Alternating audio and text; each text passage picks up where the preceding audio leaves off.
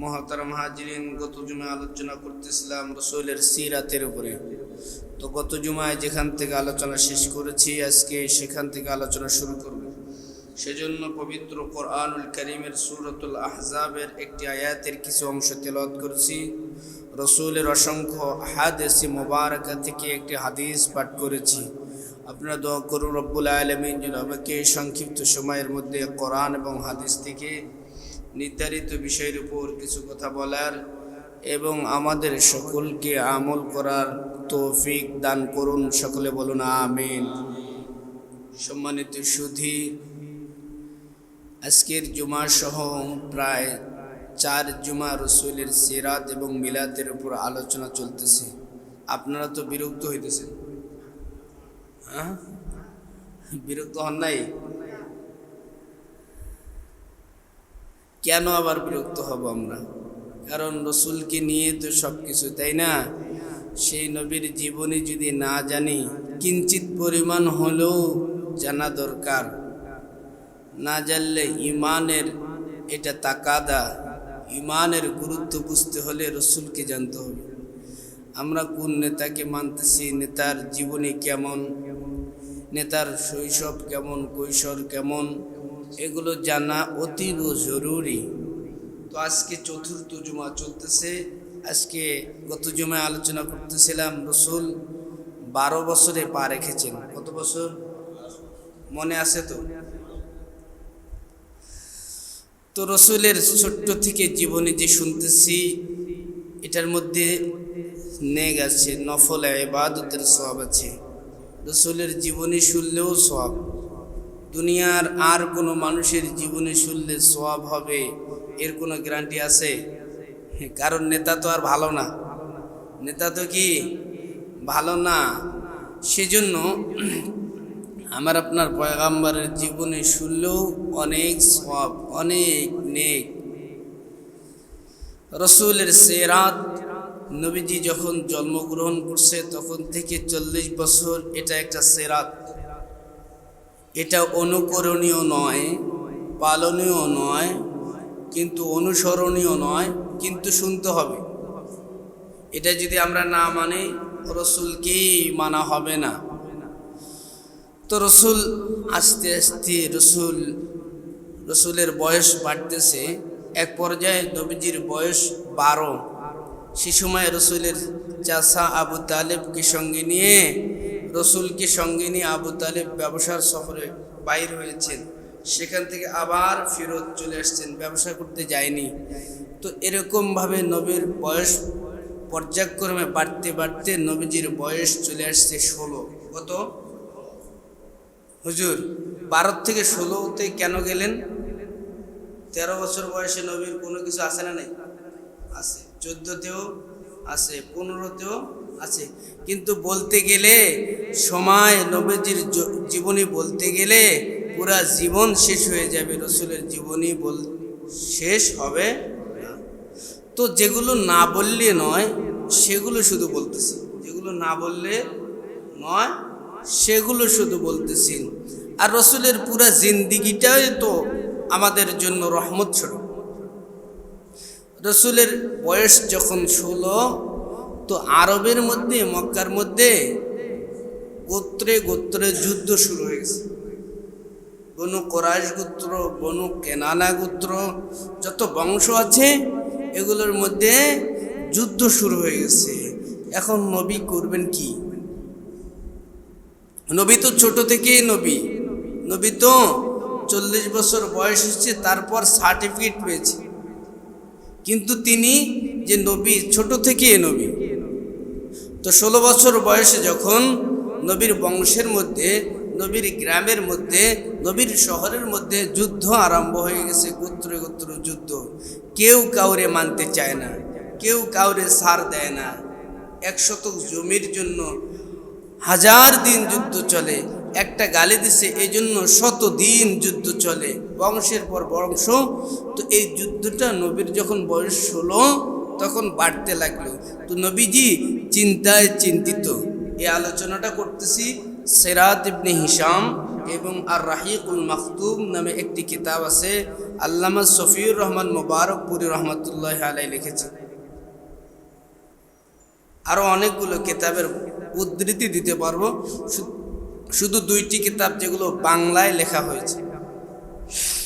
তো নবীর বয়স বাড়তেছে, 16, যুদ্ধ আরম্ভ হয়ে গেছে, যুদ্ধ চলতেছে, কেউ কাউকে মানতেছে না। এরকম চলতে চলতে নবীজিও চিন্তা করে, নবীজির বয়স এক পর্যায়ে 17 অথবা 18 গালিবান সম্ভবত। সেই সময় নবীজি যুবকদেরকে নিয়ে একটা সংগঠন করলেন। সুবহানাল্লাহ বলেন। এই মারামারি কিভাবে বন্ধ করা যায়, এই কাটাকাটি, হানাহানি, রাহাজানি, ছিনতাই কিভাবে বন্ধ করা যায়, গোত্র মারামারি। অন্য দেশের মানুষ যখন মক্কায় আসে এদেরকে ধরে পিটায়, এদেরকে ধরে কি, তারা কি ছিল, যারা পিটাইতো তারা পরবর্তীতে সাহাবী হয়েছে। কি হয়েছে?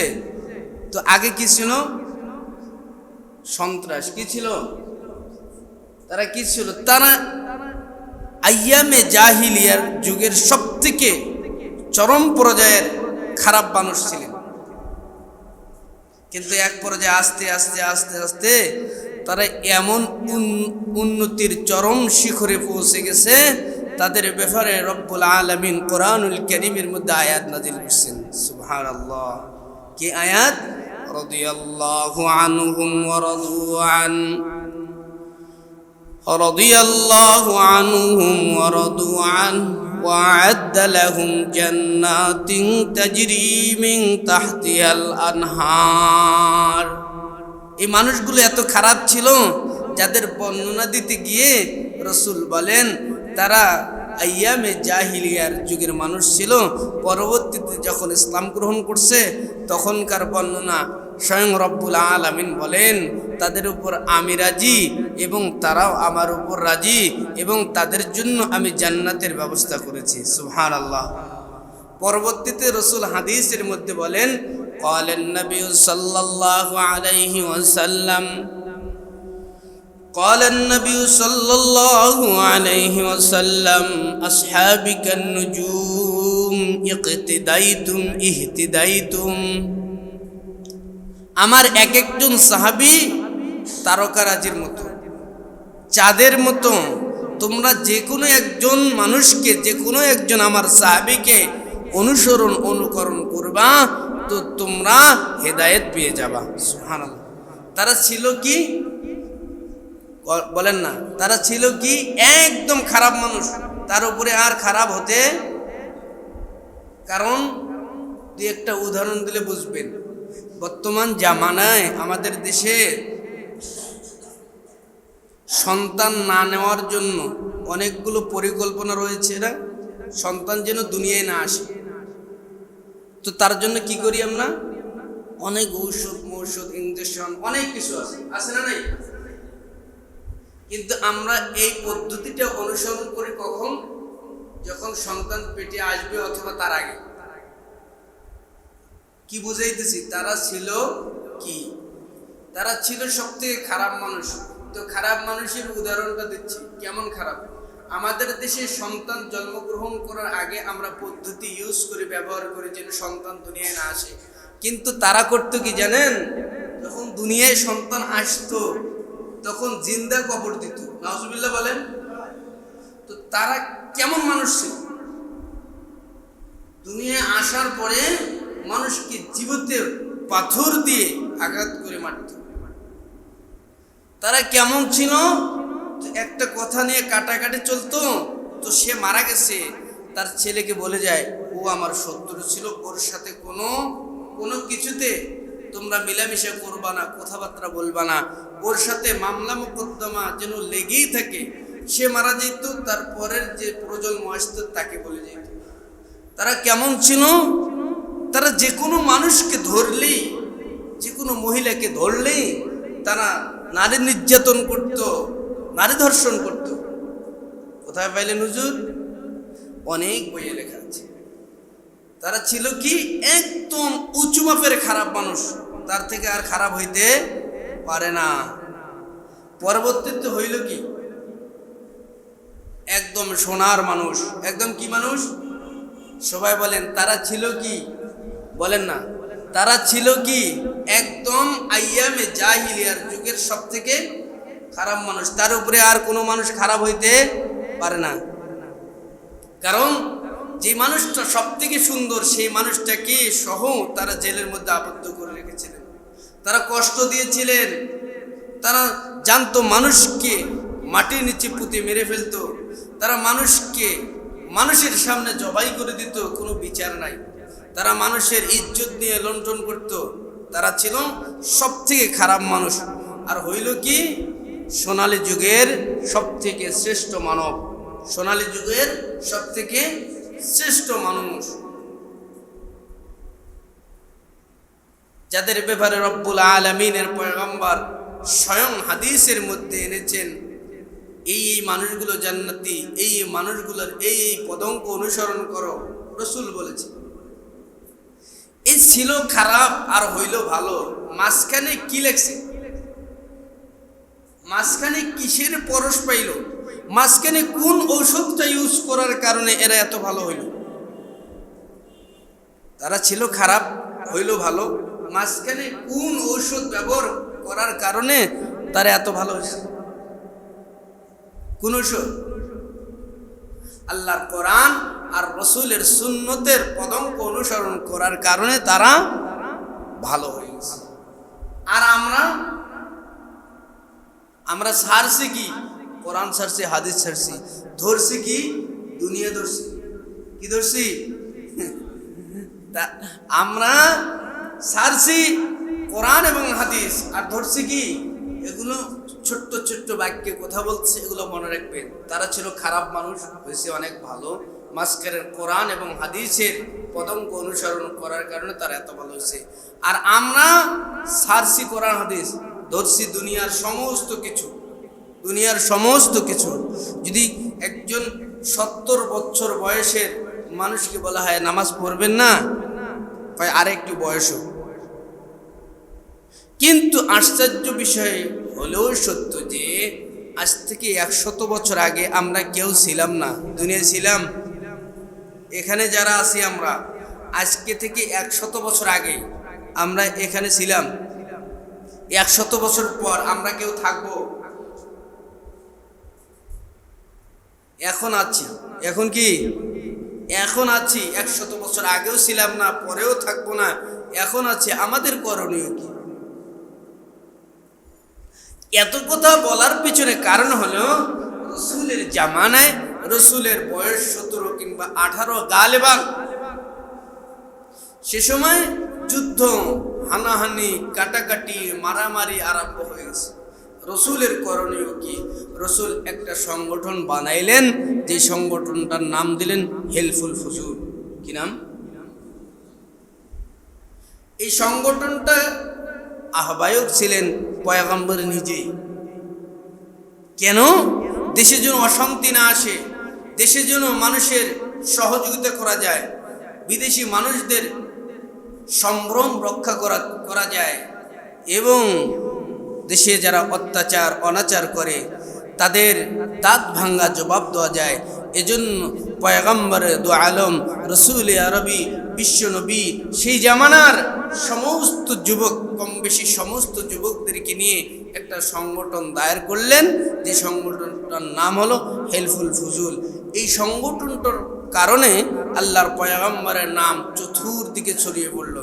যেখানে অন্যায় সেখানে এই সংগঠন, সেখানে এই যুবকরা। আপনারা পড়ে দেখবেন, লম্বা কলম লিখছেন মুফাসসিরিন একরাম, মুহাদ্দিসিন একরাম, লম্বা আলোচনা করছেন হেলফুল ফুজুল নিয়ে। বিভিন্ন জন বিভিন্ন রকমের আলোচনা করেছে।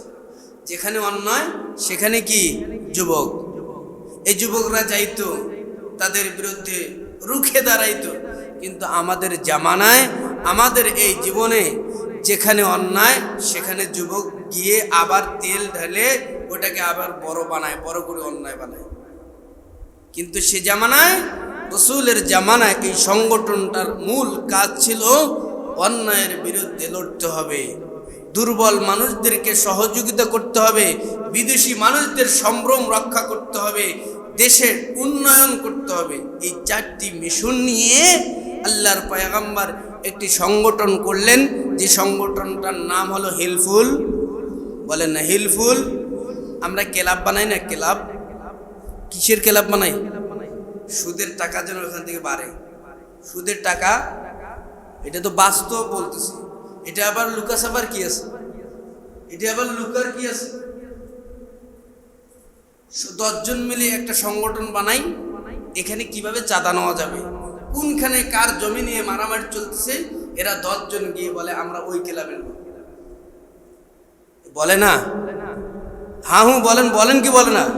হ্যাঁ। আবার যখন সংগঠনের লোক যখন বেশি হয়ে যায়, তখন আমরা কি করি, যে 100 টাকা করে চাঁদা দেন, অনেকগুলো টাকা হবে মাসে, এগুলো টাকা আবার সুদে লাগাবো। মানে উন্নয়ন করা, হিলফুল ফুজুলের যে সংগঠনের ধারাটা, এগুলোর মধ্যে আমরা অন্যায় যেখানে সেখানে গিয়ে তারা আবার চাঁদা দেন, আপনি চালান আপনার কাজ। আপনি ইয়াবা ব্যবসা করেন, ঠিক আছে, আপনি জেনার ব্যবসা করেন, ঠিক আছে, আপনি জমির ব্যবসা করেন, ঠিক আছে, করেন, আপনি যা করেন করেন, চাঁদা দেন। এগুলো হচ্ছে আমাদের সংগঠনের কাজ। কিন্তু পয়গম্বরে দু আলম ইমামুল আম্বিয়া রহমাতাল লিল আলামিন যখন নবী হন নাই, নবীর বয়স 18 কিংবা 19 গালেবান, নবীজি একটি সংগঠনের ব্যবস্থা করলেন, যে সংগঠনটার নাম দিলেন হিলফুল ফুজুল। এই সংগঠনটার কাজ ছিল 4টি। 1 নম্বর কাজ হলো দেশের মানুষ যেন শান্তিতে দেশে বসবাস করতে পারে। এই সংগঠনের কাজের সাথে যদি দুনিয়ার কোনো সংগঠনের কাজ মিলে যায়, রব্বুল আলামিনের পয়গম্বর বলেন, আমার কাজের সাথে কাজের মিল হওয়ার কারণে রব্বুল আলামিন কাল কিয়ামতের ময়দানে বান্দা বান্দীদেরকে মাফ করে দিবেন। সুবহানাল্লাহ। তারাকতু ফীকুম আমরাইন লান তাদিল্লু মা তামাসসাকতুম বিহিমা কিতাবাল্লাহ ওয়া সুন্নাত রাসূলি।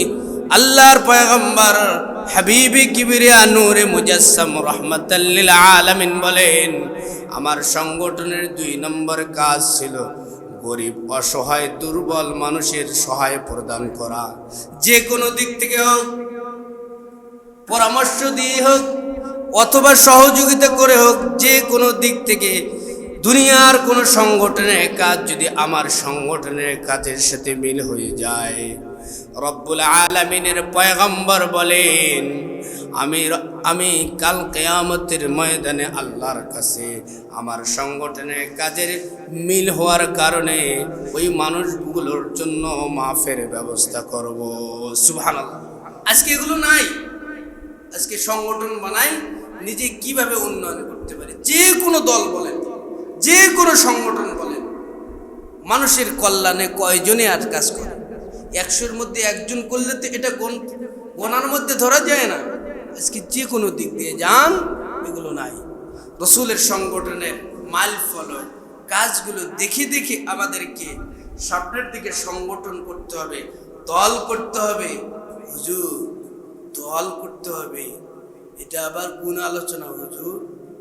এটা আবার কি ব্যাপার? আচ্ছা বলেন, রসুল রাষ্ট্রীয় ক্ষমতায় কতদিন ছিলেন? রসুল মদিনা চালাইছেন কি চালান নাই? কথা বলেন। এগুলো ওয়াজ করি না তো আমরা। রসুল যে দেশ চালাইছে এগুলো ওয়াজ আমরা, আরেকটি ওয়াজ আবার বন্ধ হয়ে গেছে, সুদের ওয়াজ আমরা করি না। রসুল যে দেশ পরিচালনা করছেন এই ওয়াজটা আমরা করি না। আবার হুজুররা আবার নেতা, এটা কোনো কথা হইলো? রসুল দেশ চালাইছে এটা আমরা মাথায়ও আনি না। আর দলের ওয়াজ করবেন? দল তো কোরআনের মধ্যে আছে। কোরআনের মধ্যে কি আছে? দল আছে। আল্লাহ পাক রব্বুল আলামিন বলেন, ওয়ালা তাফাররাকু, তোমরা পৃথক হইও না, তোমরা দলবদ্ধ হও। তোমরা কি হও? দলবদ্ধ হও। দলবদ্ধ হয়ে আমার জমিনে আমার আইন বাস্তবায়ন করো। জমিন কার? না, এটা তো আমি লিখে নিছি, আমার বাবার কাছ থেকে, একজনের কাছ থেকে খরিদ করে নিছি।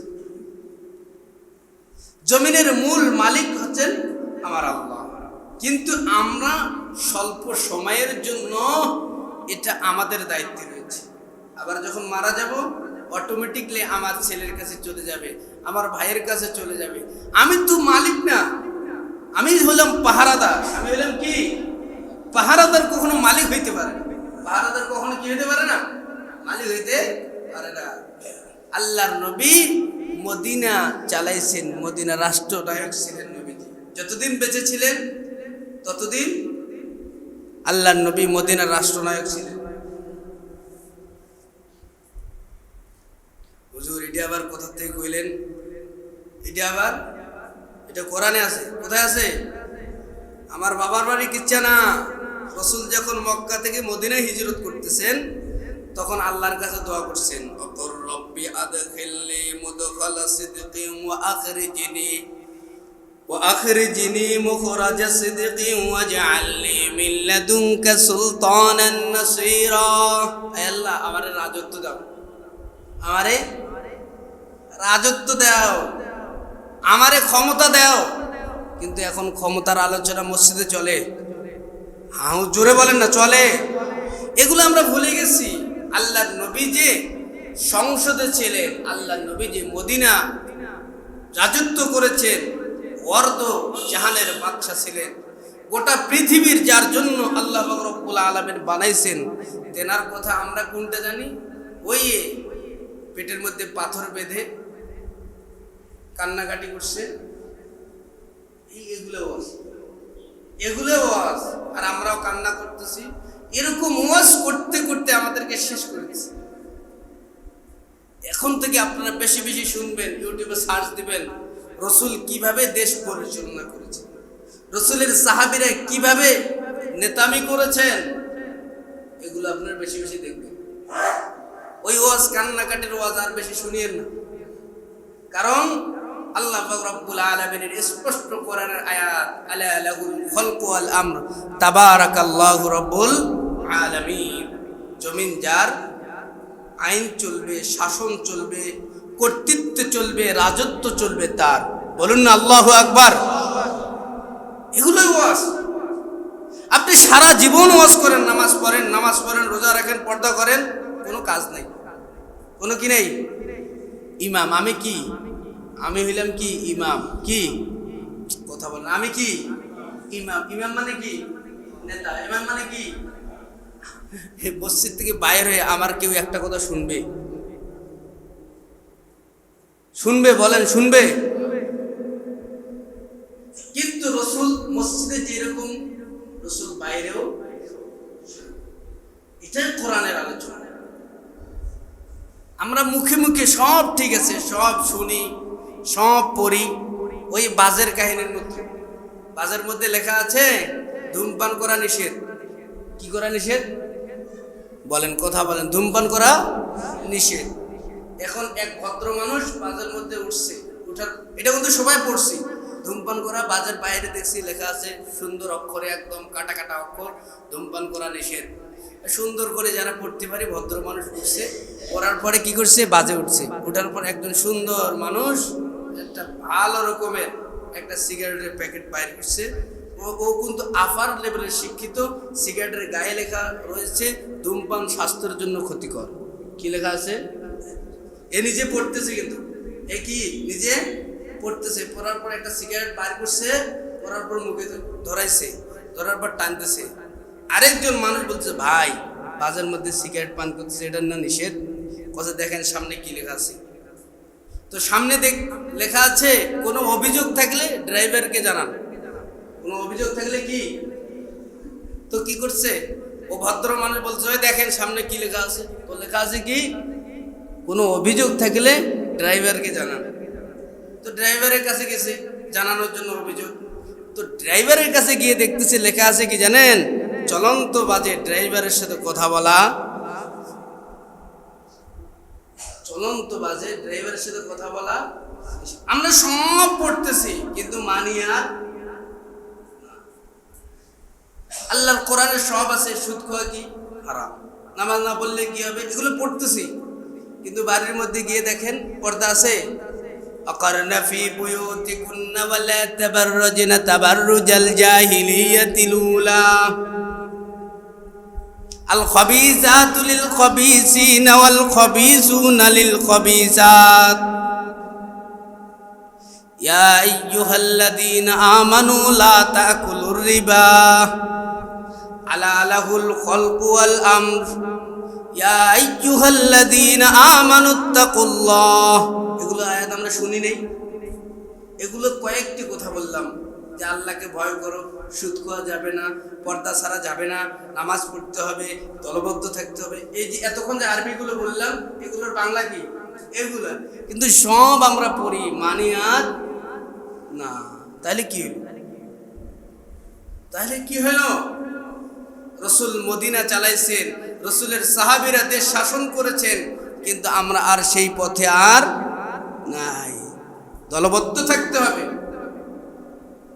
আর রসুলের সংগঠনের মূল কর্মসূচি ছিল 4টি, যে দেশের মধ্যে যেন অশান্তি না হয়, বিদেশ থেকে মানুষ আসবে, মেহমানরা আসবে, তারা যেন অশান্তিতে ফিরে না যায়, দেশের যেন অত্যাচার অনাচার কেউ করতে না পারে, অসহায় দুর্বল মানুষদের জন্য আমরা সহযোগিতা করতে পারি, এরকম একটি সংগঠন বানাইলেন, যে সংগঠনটির নাম দিলেন হেল্পফুল।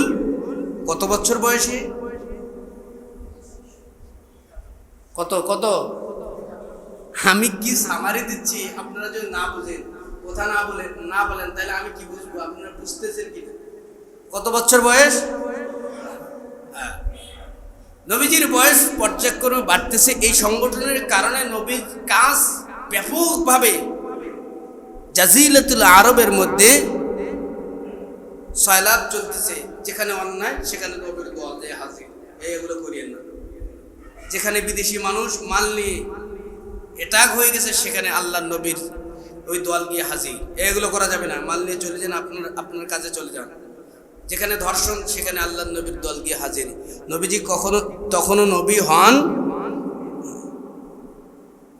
কিন্তু আমাদের দেশের মধ্যে নেতার কাজ কি? এখন থেকে ক্রাইম কিভাবে করতে হয়, কিন্তু নবীর কাজটা কি? একেবারে ভিন্ন। কারণ তিনি তো নবী হবেন, কি হবেন? নবী হবেন। নবীর বয়স দিন দিন বাড়তেছে। নবীর চাচার সাথে ব্যবসা করে, ফাঁকে ফাঁকে এই সংগঠনের কাজগুলো করতেছে। এমন সময় নবীজির বয়স 23। কত? যখন নবীর বয়স 23 হয়ে গেছে, নবী ব্যবসার মধ্যে এত বেশি পারদর্শী ছিলেন, গোটা আরবের মধ্যে নবীর একটা নাম চলে আসছে, আলামিন মোহাম্মদ বিন আবদুল্লাহ, অনেক সুন্দর ব্যবসায়ী। তো এই কথাটা, এই আওয়াজটা আরবের একজন বড় ধনী, বড় গুণবতী মহিলার কানেও চলে গেছে, যে সময় ওই মহিলা প্রায় 10,000 কোটি টাকার মালিক। সুবহানাল্লাহ বললেন না? যে কত কোটি টাকার মালিক? এর থেকেও বেশি, এর থেকেও। কারণ আরবের মধ্যে এরকম মহিলা আর ছিল। এই মহিলাটা দেখতেও সুন্দর, এই মহিলাটা চরিত্রবান, এই মহিলাটা মালদার, এই মহিলাটা আল্লাহওয়ালা। বলেন না সুবহানাল্লাহ। এই কথাটা কেন বললাম? তার পিছনে কারণ আছে। যারা যুবক রয়েছে, আল্লাহ নবী বলেছেন 4 গুণ দেখে বিবাহ করো। কয় গুণ? যুবক, যারা যুবক এখনো বিবাহ করেন নাই তাদের জন্য। আর যারা বিবাহ করছে সমস্যা নাই। বিবাহের আলোচনা করলে সবারই মন খুশি। যারা চুপ করে থাকবে, যাদের মন খারাপ, তারা আলাদা। তো আল্লাহ নবী বলেন 4 গুণ দেখে তোমরা বিবাহ করবা। কয় গুণ? 1 নম্বর, বংশ দেখবা। কি দেখবা? বংশটা কেমন, এর বাপ কেমন, এর মা কেমন, এর নানি কেমন, এর দাদা কেমন, এর দাদি কেমন, এটা অবশ্যই দেখবা। এখন তো আমরা দেখি কি, কত কোটি টাকার মালিক, বিদেশে থাকে কিনা, একটা সরকারি চাকরি করে কিনা। আচ্ছা বলেন, সরকারি চাকরির বেতন 20,000, 25,000, 30,000, এ আবার 5 তলা 10 তলা বাড়ি বানাইছে। এগুলো কিসের টাকা? এগুলো আমি বলতেছি না, আপনারা বলেন কিসের টাকা? তো আল্লাহ নবী বলেন বংশ দেখবা, টাকা দেখবা না।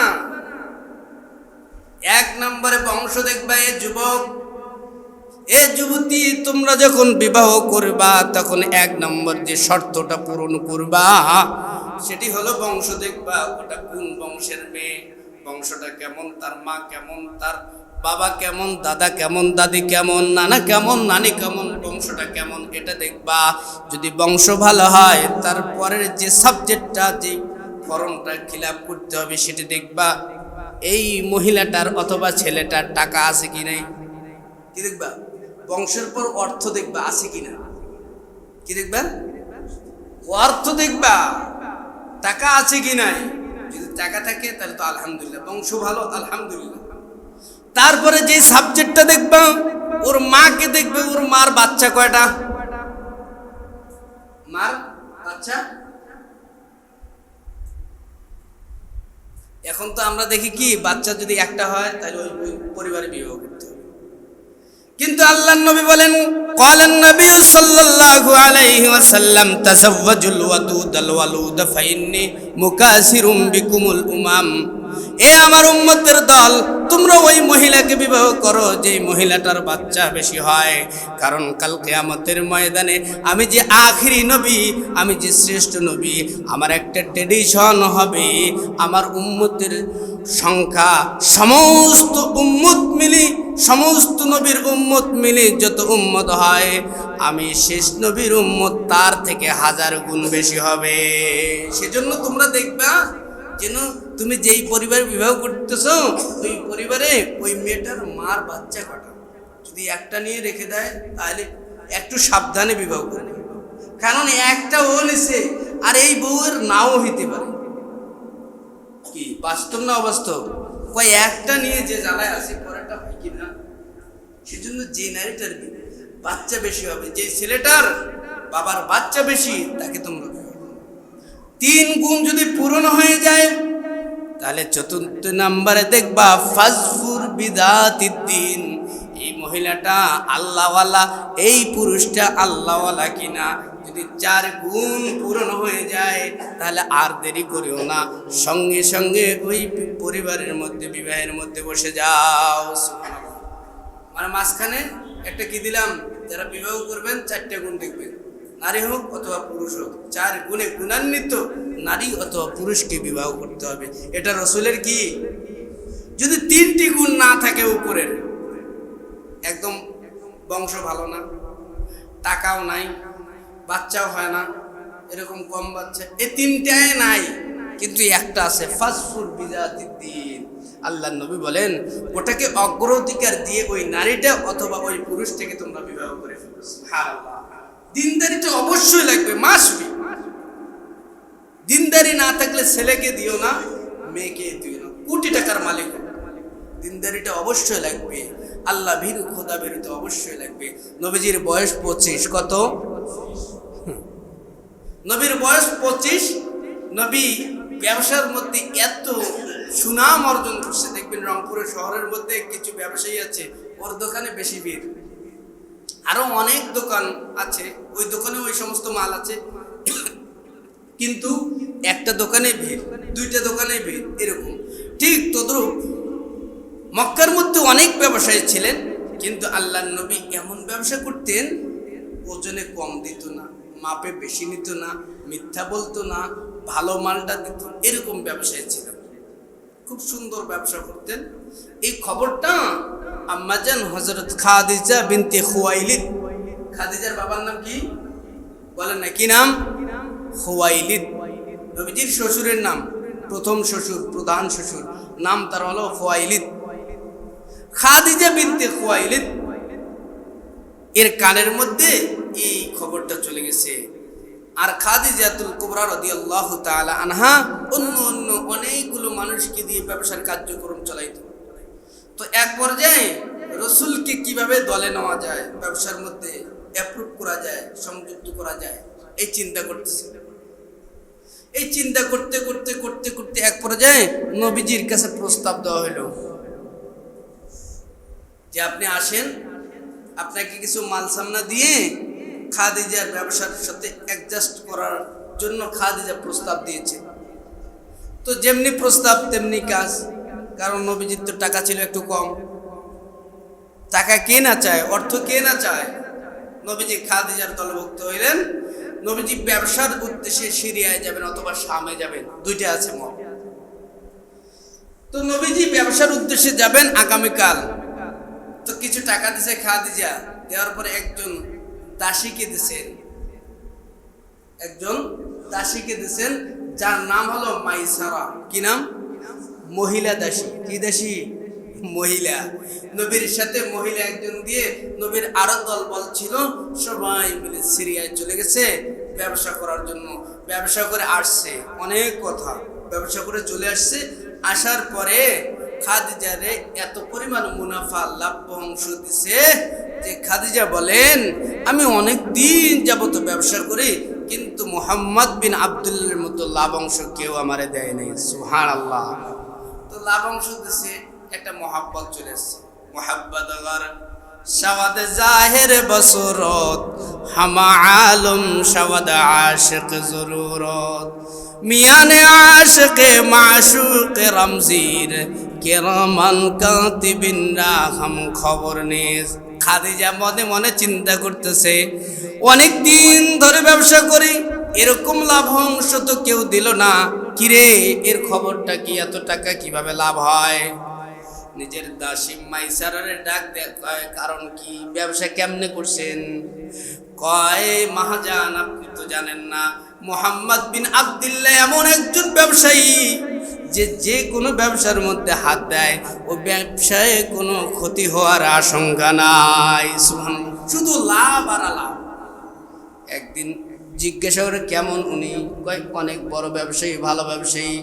কয় কেমন সুন্দর? সাথে ছিল তো, সফরে ছিল, মানুষকে পরীক্ষা করার জন্য। পরীক্ষা যদি করতে চান তার সাথে সফরে যাবেন, তাহলে তার পরীক্ষা করতে পারবেন সফরটা তার কেমন, সে সফরের মধ্যে আল্লাহকে কেমন ভয় করে। আম্মা জান হযরত খাদিজাতুল কুবরা রাদিয়াল্লাহু তাআলা আনহা বারবার মাইসারারে জিজ্ঞাসা করে মানুষটা কেমন? কয় ভালো। মানুষটার চরিত্র কেমন? ভালো। মানে বুঝেন না, যে প্রেমে পড়েছে সে জানে, ওই শুধু প্রেমিকার আলোচনা।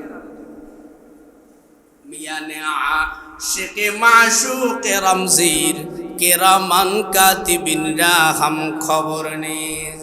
শুধু বারবার পয়গম্বরের খবর নাই মাইসারের কাছে, তুমি যে ছিলা 2 মাস, বলো তো তার চরিত্রটা কেমন?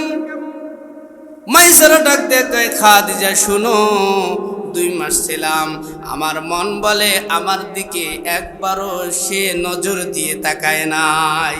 আমি যখন সামনে যাইতাম, আল্লাহর পয়গম্বর রাহমাতাল লিল আলামিন মুহাম্মদ বিন আব্দুল্লাহ তার চক্ষুদয়গুলো নিচের দিয়ে রাখতেন। অবশ্যই ভালো মানুষ না, আচ্ছা ঠিক আছে, আর কথাবার্তা নাই। মনে মনে চিন্তা। পরবর্তীতে আবার ব্যবসার সফর, বয়স 24 অথবা 24.5, কত? 2টা মত রয়েছে, 25 হবে ভাব। এই সময় আল্লাহর পয়গম্বরকে আবার ব্যবসার উদ্দেশ্যে পাঠায় দিয়েছে। মাল সামানা আগের থেকে অনেক বেশি। এক কাফেলা ব্যবসা থেকে চলে আসছে, আবার হিসাব কিতাব দেওয়া শুরু করে দিছে। আল্লাহর পয়গম্বর এত নিখুঁতভাবে ব্যবসার হিসাব দিছেন, 1 টাকা এদিক সেদিক, 1টা পয়সা এদিক সেদিক করে নাই। খাদিজা আগের থেকে তো রহমাতুল লিল আলামিনের উপর খুশি, এবার আরো বেশি খুশি হয়ে গেছে। বান্ধবী নাফিসারে ডাক দে, কই নাফিসা কোথায় তুমি? কই এখানে আছি। লব্বাই। কয় যাও, মুহাম্মদকে আমি বিবাহ করব, তুমি প্রস্তাব দিয়ে দাও। সুবহানাল্লাহ। নবীজির বয়স 25। কত? যুবক না? যুবক, টকপকে যুবক। নবীজি ব্যবসা করে, বিবাহের মধ্যে কোনো মত নাই, মন নাই, এগুলোর দিকে কোনো মত নাই, মন নাই। খাদিজার বান্ধবী নাফিসা আল্লাহর পয়গম্বরকে ডাক দিয়ে কয়, মুহাম্মদ একটু কথা বলতে চাই। কয় কি কথা? কয় খাদিজা তোমারে বিবাহ করতে চায়। কয় আমার কোনো আপত্তি নাই, কিন্তু আমার একজন গার্জিয়ান আছে। কি আছে? নবীজি ভালোবাসা করছে, নিজে বলছেন বিবাহ করব। শুধু আলোচনা শুনলে হবে না, এখান থেকে শিক্ষা। নবীজি ডাক দিয়ে কয় আমার গার্জিয়ান আছে, আমার চাচা আবু তালেব, আমার আপত্তি নাই। কারণ 1000 কোটি টাকার মালিক এই অফার কে ফেলায় দিতে চায়? আল্লাহর পয়গম্বর ডাক দিয়ে কয় নাফিসা আমার কোনো আপত্তি নাই, আমার চাচা যদি রাজি হয়ে যায় আমিও রাজি। সুবহানাল্লাহ। অগ্রাধিকার দিয়েছেন গার্জিয়ানকে। কারে? আগের দিনের বিবাহ ভাঙতো না কেন আর এখন ভাঙ্গে কেন? আগে তালাক ছিল না এখন তালাক হয় কেন? আগে আজ থেকে 20 বছর আগে বিবাহ দিয়েছিলেন বাবা মা দাদা দাদি, এই বিবাহ ভাঙ্গে না। আর এখন ভাঙ্গে কেন? 1 বছর নাই তালাক, ডিভোর্স। কত প্রেম প্রীতির গল্প এখন আর নাই, ডিভোর্স হয়েছে। কেন জানেন নি? গার্জিয়ান নাই তো বিবাহে। এখন আমরা তো নিজে নিজে বিবাহ করি, পছন্দ হয়েছে ভালোবাসা, তারপর এই সেই, তারপর ঢেসমিস, তারপর সারি দেওয়া, শেষ। এটার নাম বিবাহ নয়, বিবাহ এটার নাম নয়। আল্লাহর নবীর বিবাহের প্রস্তাব চলে আসলো, নবীজি নিজেই স্বয়ং সম্পূর্ণ অনেক টাকার মালিক তখন মুহাম্মদ রাসূলুল্লাহ, কিন্তু ডাক দিয়ে কয় আমার একজন গার্জিয়ান আছে, সে যদি রাজি হয় আমার কোনো আপত্তি। নাফিসার কাছে এই কথা বলতে দেরি, নাফিসা সঙ্গে সঙ্গে নবীজির চাচা আবু তালেবের কাছে চলে গেছেন। ডাক দিয়ে কয় ভাইজান বিশাল বড় সুসংবাদ নিয়ে আসছি। কয় কি সুসংবাদ? কয় খাদিজার বিয়ের প্রস্তাব নিয়ে আসছি। কয় কার সাথে? কয় আপনার ভাতিজার সাথে। কয় কেন? ও তো অনেক বড় লোক, কোটি কোটি টাকার মালিক, কেমনে সম্ভব? কয় কোনো কিছু লাগবে না, আপনি শুধু অনুমতি দিলেই হয়। শুধু এত সুন্দর বিবাহ কিয়ামত পর্যন্ত, আসমান যেদিন থেকে সৃষ্টি হয়েছে কিয়ামত পর্যন্ত, জমিনের নিচে আসমানের উপরে, আসমানের নিচে জমিনের উপরে নবীর বিবাহটা যে সুন্দর পরিবেশে হয়েছে, এই সুন্দর পরিবেশে আর কোনো বিবাহ হবে? দেখেন কেমনে সম্ভব? ও তো হাজার কোটি টাকার মালিক, আমার ভাতিজার তো কোনো টাকা পয়সা নাই। নাফিসা ডাক দেখায় আপনি যদি রাজি থাকেন তাহলে কোনো সম্ভব অসম্ভব নাই, সব সম্ভব। আল্লাহর পয়গম্বরকে ডাক দেখায় ভাতিজা বিবাহের প্রস্তাব আসছে, কি তোমার কি মতামত? নিজে আবার মতামত দেয়নি, ভাতিজারে ডাক দেখায় আপনার কি মতামত, আপনি বলেন, আপনি কি ওই মহিলার বিবাহ করবেন? চাচা আপনি যা বলবেন। আগে যেমন বিবাহ হইতো, ছেলেরে বিবাহ দিত দাদা, বাবা নাই, দাদা দেখছে বিবাহ আনি দিছে, কোনো কথা বলা যাবে না। বলতো কি আগের জামানার মানুষ বলতো, এই জন্য বিবাহটা একটু। আর এখন নিজেকে বড় মনে করতেছে, বিবাহ করতেছে, বিবাহ আপনি যা ভালো মনে করেন তাই। কথাবার্তা ক্লিয়ার। আরবের বড় বড় পুত্রকে দাওয়াত দেওয়া হইল, নবীজির বিবাহের দাওয়াত। এক পর্যায়ে আম্মাজান খাদিজা রাদিয়াল্লাহু তাআলা আনহা কি নবীজির দিনমোহর কত ছিল? এই জামানার অনেকগুলো টাকা। এই জামানার 20টা প্রাডো গাড়ি কত দাম হবে? কত দাম হবে? প্রাডো মনে করেন একটা গাড়ির দাম 20 লাখ টাকা, তো 20টা গাড়ির দাম কত হয়? হ্যাঁ, 1 কোটি টাকা হয়। হ্যাঁ, 4 কোটি টাকা। সেই জামানায় আল্লাহর পয়গম্বর আরবের 20টা বড় বড় উট আম্মাজান খাদিজার দিনমোহর হিসাবে ধার্য করে নবীজি আম্মাজান খাদিজারে বিবাহ করে ফেলেছে। সুবহানাল্লাহ। সংসার চলমান, সংসার চলতেছে, সংসার চলতেছে। আউযাওযুহুম যুকরানা ওয়া ইনাসা ওয়া ইয়াজআলু মান ইয়াশাউ আকিমা। নবীজির বয়স 25, আম্মাজান খাদিজা রাদিয়াল্লাহু তাআলা আনহার বয়স হলো 40। নবীজির বয়স কত? 25, খাদিজার বয়স। এটা আবার কিভাবে সম্ভব? যদি ভালোবাসা থাকে বয়স কোনো ফ্যাক্টর? দেখেন না এখন ভালোবাসা, নবীর ঘরটা এত সুন্দর, এত সুন্দর মহাব্বত, এত সুন্দর ভালোবাসা। নবীজি বলেন খাদিজা যতদিন বেঁচে ছিল, খাদিজা আর আমার সাথে কখনো মন মালিন্যতা হয় নাই। সুবহানাল্লাহ। বয়স বেশি তো কি সমস্যা নাই, তো নবীজি বিবাহ করছেন। নবীজি বিবাহ, নবীজির বয়স কত?